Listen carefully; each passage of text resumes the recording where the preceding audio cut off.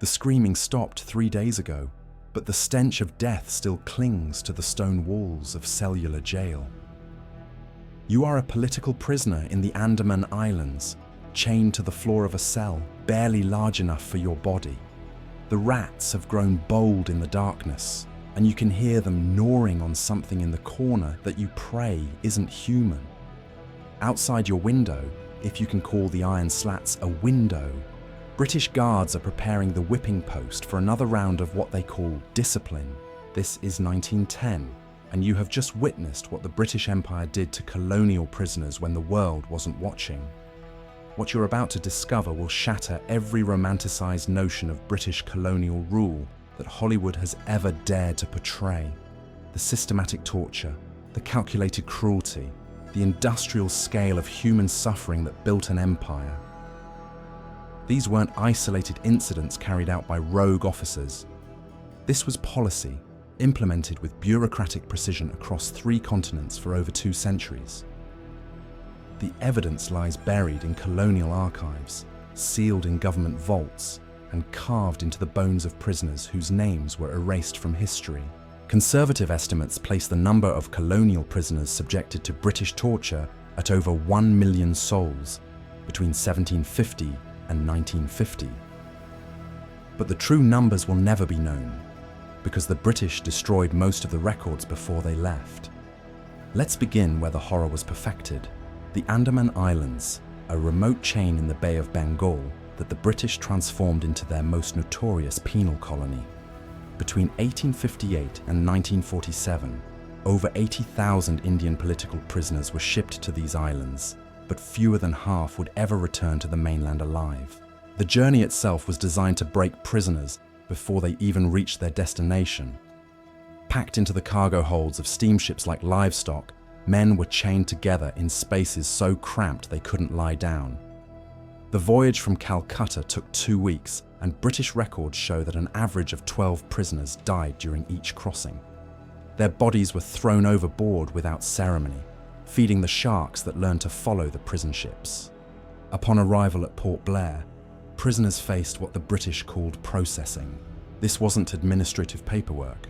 This was systematic dehumanization that began with complete nakedness and public examination.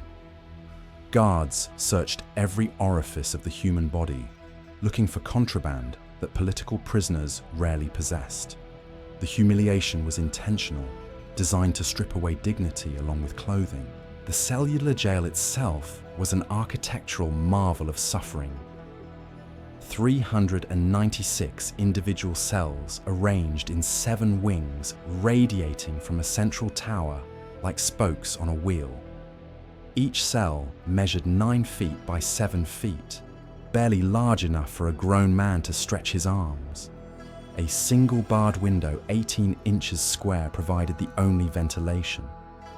In the tropical heat of the Andamans, temperatures inside these cells regularly exceeded 100 degrees Fahrenheit, but the physical conditions were only the beginning. The British had perfected something far more insidious than simple imprisonment. They had created a system of psychological torture that operated with the precision of a machine designed to destroy the human spirit. The oil mill punishment stands as perhaps the most calculated cruelty ever devised by colonial administrators. Prisoners were forced to extract oil from coconuts using a primitive grinding mechanism that required constant circular motion.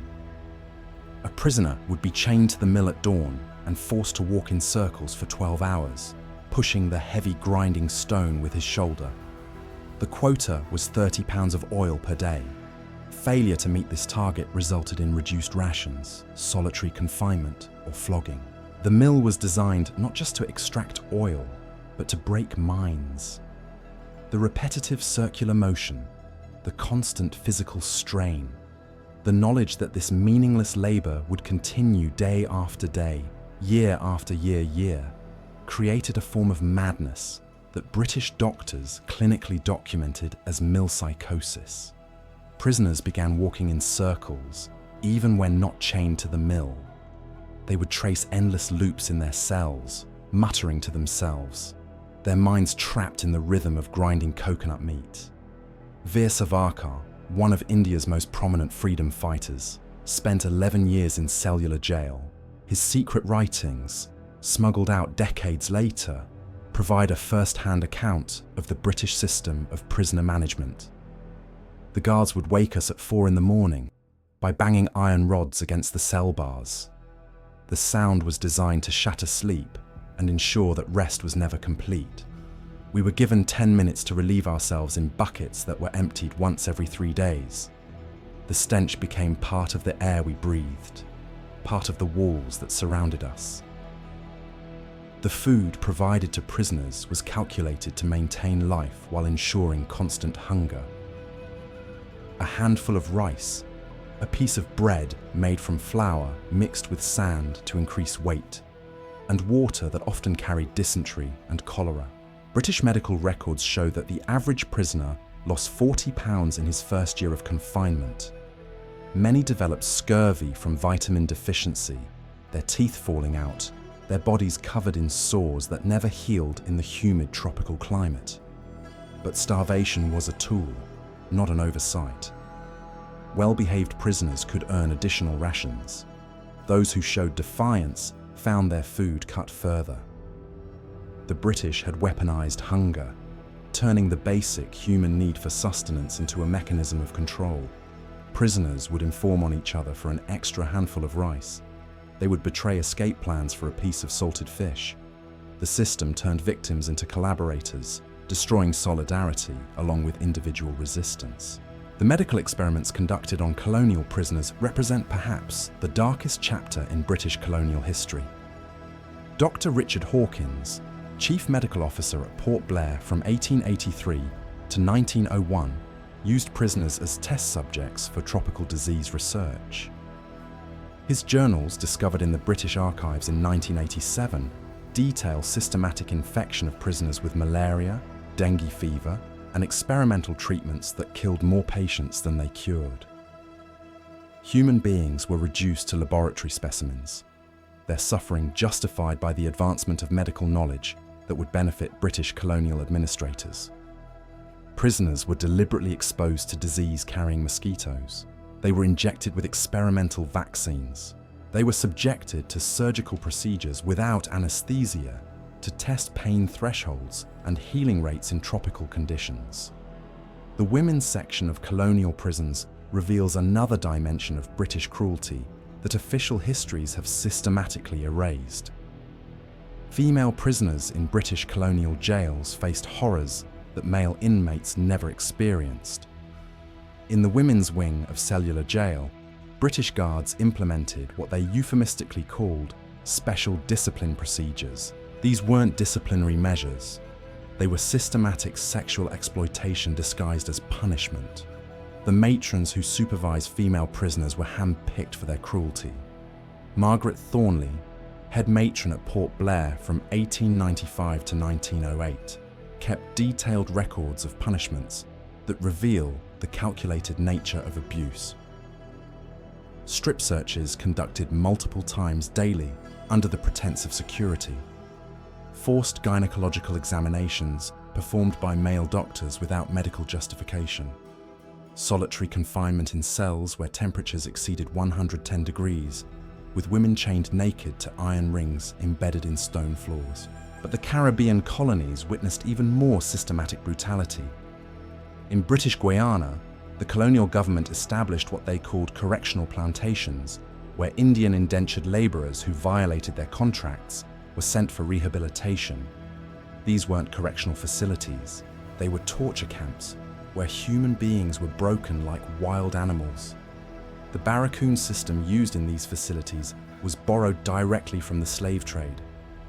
Prisoners were housed in wooden sheds with no windows, no ventilation, and no sanitation. 50 men crammed into spaces designed for 20. They slept on bare wooden planks, chained together at the ankles to prevent escape. The smell of human waste, rotting food, and infected wounds created an atmosphere so toxic that British guards wore cloth masks soaked in vinegar to enter the buildings. Work details began before dawn and continued past sunset. Prisoners cleared jungle, dug irrigation canals and harvested sugarcane under the supervision of overseers armed with whips made from twisted leather and metal wire. The quota system ensured that rest was impossible. Each prisoner had to clear a quarter-acre of dense jungle daily or face punishment that made the work seem merciful by comparison.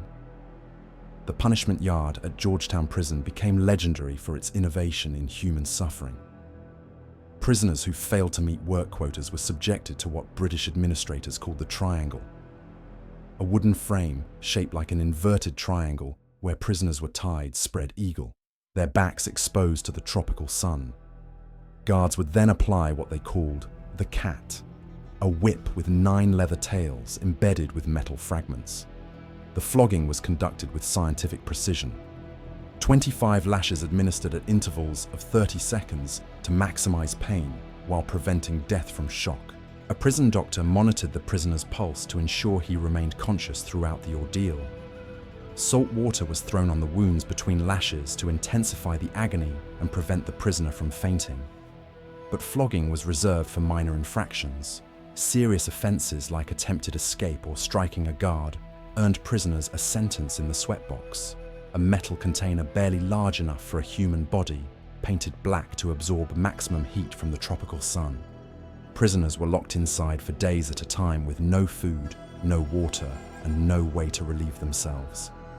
Temperatures inside reached 140 degrees Fahrenheit. Many prisoners suffered permanent brain damage from heat stroke. Others simply died, their bodies cooked like meat in an oven. In British East Africa, colonial prisons pioneered techniques that would later be adopted across the empire. The Mackinnon Road detention camp, established in 1895, became a testing ground for what British officials called native pacification methods. These weren't methods of pacification. They were experiments in breaking human resistance through calculated terror. The camp housed over 3,000 Kikuyu prisoners captured during early resistance movements.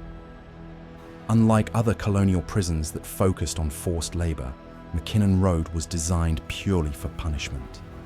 Prisoners received no work assignments, no exercise periods, no contact with the outside world.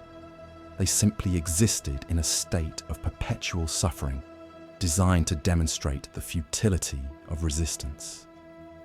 The interrogation techniques developed at Mackinnon Road became standard practice throughout British Africa. Sleep deprivation implemented through hourly cell inspections that prevented rest. Stress positions where prisoners were forced to stand motionless for days while balancing heavy stones on their heads. Water torture, where prisoners were held underwater until they lost consciousness, then revived and subjected to the procedure again. But perhaps the most psychologically devastating technique was what guards called the choice. Prisoners were forced to select which of their fellow inmates would receive punishment for imaginary infractions. Refuse to choose, and all prisoners in the cell block would be beaten. Make a choice and watch a friend suffer while knowing you caused it. The system turned victims against each other, destroying the solidarity that might have sustained resistance. The medical neglect in British colonial prisons was so systematic that it constituted a form of murder by bureaucracy. Dr. James Patterson, colonial medical officer for British East Africa from 1902 to 1919, kept meticulous records that reveal the deliberate nature of this neglect. Prisoners suffering from dysentery were given no treatment beyond increased rations of rice that worsened their condition. Those with infected wounds had their bandages changed once weekly, allowing gangrene to spread unchecked. Malaria was endemic in most colonial prisons, but quinine treatments were reserved exclusively for British staff. African and Indian prisoners were left to suffer through fever cycles that could last weeks. Many developed cerebral malaria, leading to seizures, paralysis, and death. Prison records show that medical supplies sufficient to treat the entire prisoner population were regularly shipped to colonial warehouses, but less than 10% ever reached the prison medical facilities. The British had discovered that allowing prisoners to die slowly from disease was more cost-effective than execution and provided better psychological warfare than quick deaths. families would never know if their relatives were dead or suffering, creating a climate of perpetual fear that extended far beyond prison walls. In the Gold Coast colony, British administrators implemented what they called the silent system, borrowed from experimental prisons in Philadelphia, but adapted for tropical conditions and colonial subjects. Prisoners were forbidden from speaking, making eye contact, or communicating in any way.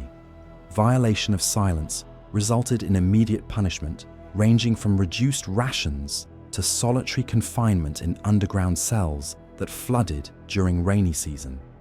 The psychological impact of enforced silence, combined with tropical heat and systematic malnutrition, created a form of madness that British doctors documented but never treated. Prisoners began talking to themselves, creating elaborate conversations with imaginary companions, or retreating into catatonic states, where they would stare at walls for hours without moving. These weren't isolated incidents. This wasn't the work of rogue administrators operating without oversight. This was systematic, documented, and approved at the highest levels of British colonial government. From the Andaman Islands to the Gold Coast, from British Guiana to East Africa, the same techniques were refined, perfected, and implemented with bureaucratic precision across 3 continents. Over 1 million colonial prisoners disappeared into this machinery of suffering between 1750 and 1950. Their names were erased from official records. Their voices were silenced by death or madness. Their stories were buried beneath layers of imperial propaganda that painted British rule as civilizing and benevolent. But the evidence survives in government archives that officials hoped would never be opened, in the testimonies of survivors who lived to bear witness, in the archaeological remains of prison camps where the bones of the tortured still lie beneath tropical soil. The next time you see a film celebrating the British Empire, remember the Ukrainian girl who had 30 seconds before her world ended. Remember the Indian freedom fighter walking endless circles around the oil mill until his mind shattered. Remember the African prisoners dying slowly in the sweatboxes while their captors calculated the cost savings of murder by neglect. History tried to hide these truths, but the dead demand to be remembered. The screaming may have stopped, but their voices echo still, calling out from cells that reeked of death and despair, refusing to let the world forget what empire truly cost.